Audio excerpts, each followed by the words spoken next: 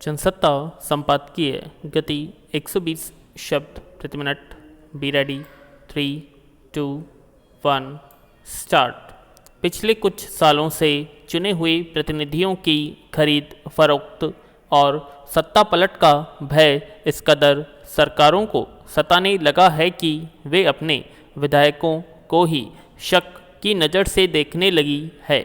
जरा भी विद्रोह या उलटफेर की सुगबुगाहट होती है, मुख्यमंत्री अपने विधायकों को समेट किसी सुरक्षित स्थान पर चले जाते हैं। अभी झारखंड के मुख्यमंत्री हेमंत सोरेन ने ऐसा ही किया। हालांकि अब उन्हें भरोसा हो गया है कि उनके बाद भी उनकी पार्टी की सरकार को कोई खतरा नहीं है और वे सदल बल वापस लौट आए हैं।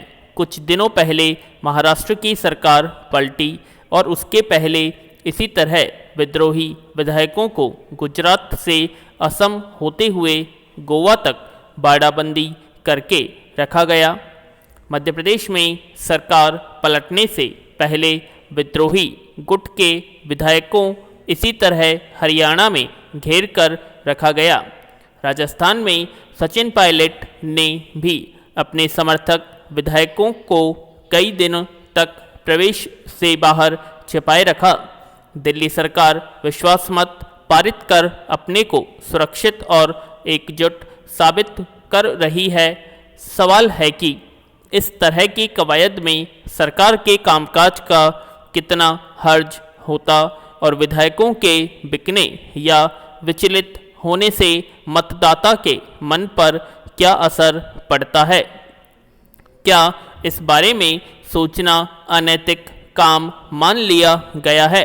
पैरा राजनीति में हर दल सत्ता पाने के लिए ही चुनाव में उतरता है, मगर इसका तय संवैधानिक कायदा है। जिस दल को बहुमत मिलता है सरकार वही बनाता है। बहुमत का अर्थ है कि लोगों ने उस पार्टी पर विश्वास जताया कि वह उसके हितों के लिए काम करेगी। मगर कई बार पदों के बंटवारे आदि को लेकर बहुमत प्राप्त दल में फूट पड़ जाती है और असंतुष्ट विधायक किसी और दल के साथ मिलकर अपना स्वार्थ साधने निकल पड़ते हैं। पर उसके लिए भी नियम कायदे है। इसके अलावा पिछले कुछ सालों में यह प्रवृत्ति तेजी से उभरी है कि सत्ता से चूक गया दल सत्ता पक्ष में फूट डालकर सरकार पलटने का प्रयास करता है। इसके लिए अलग हुए विधायकों को पैसा और पद का प्रस्ताव दिया जाता है। कई राज्यों में इस तरह सरकारें पलट भी दी गई। यह सिलसिला कुछ तेज चल निकला है। दिल्ली और झारखंड की सरकारों में सत्ता जाने का भय साफ नजर आता है। यह प्रवृत्ति किसी भी रूप में लोकतांत्रिक नहीं है। सबसे बुरी बात कि यह अनैतिक और मतदाता के साथ धोखा है। इस प्रवृत्ति पर कैसे अंकुश लगे यह चिंता का विषय बन गया है। पैरा सरकारें अस्थिर होती या किसी तरह की कर दी जाती हैं तो सबसे ज़्यादा नुकसान आम लोगों का होता है।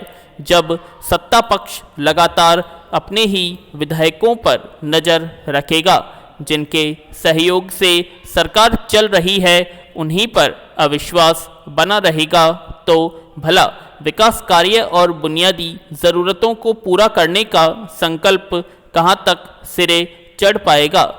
राजनीति में व्याप्त भ्रष्टाचार से पार पाना बड़ी चुनौती है, जिस पर अगर इसी तरह विधायकों की खरीद फरोख्त और सरकारें पलटने का सिलसिला चलता रहा तो यह भ्रष्टाचार और बढ़ता जाएगा। ऐसे राज्य कभी तरक्की कर पाते जहां अस्थिर सरकारें होती हैं। झारखंड इसका सबसे बड़ा उदाहरण है।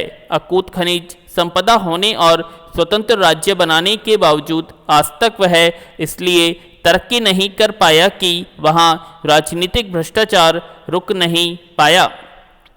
ऐसी स्थिति पैदा ही न होने पाए, इसके लिए निर्वाचन आयोग को कुछ कड़े नियम बनाने पर विचार करना चाहिए। पैरा ताइवान को लेकर चीन और अमेरिका के बीच जैसा तनाव इन दिनों देखने को मिल रहा है वह चिंताजनक है। लग रहा है जैसे दोनों देश युद्ध की ठाने बैठे हैं।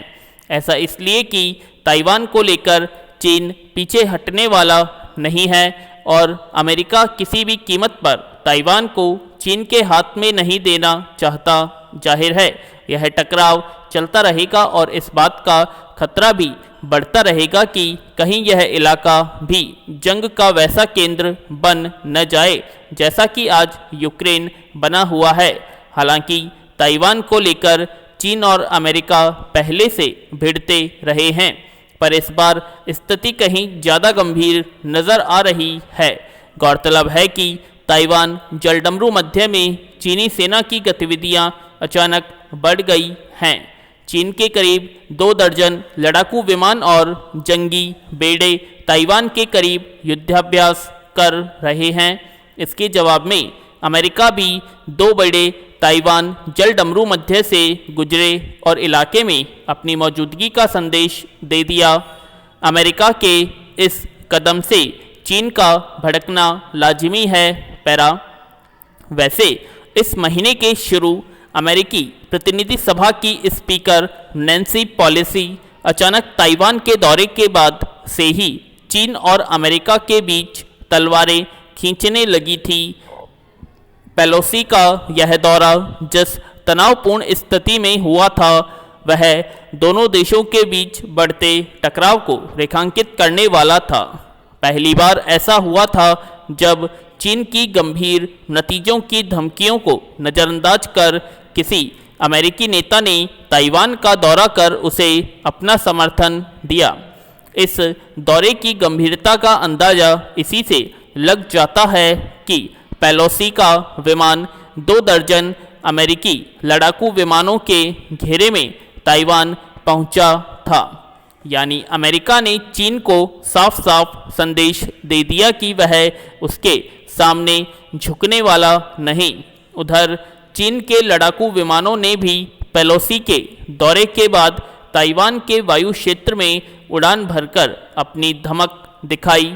तब से ही दोनों देशों ताइवान के नाम पर जिस तरह से आमने सामने हैं उससे दुनिया का चिंतित होना स्वाभाविक है। पैरा चीन की विस्तारवादी नीति अमेरिका और भारत सहित दुनिया के कई देशों के लिए बड़ी सुरक्षा चुनौती बन गई है। हिंद प्रशांत महासागर क्षेत्र को लेकर विवाद गहराता जा रहा है।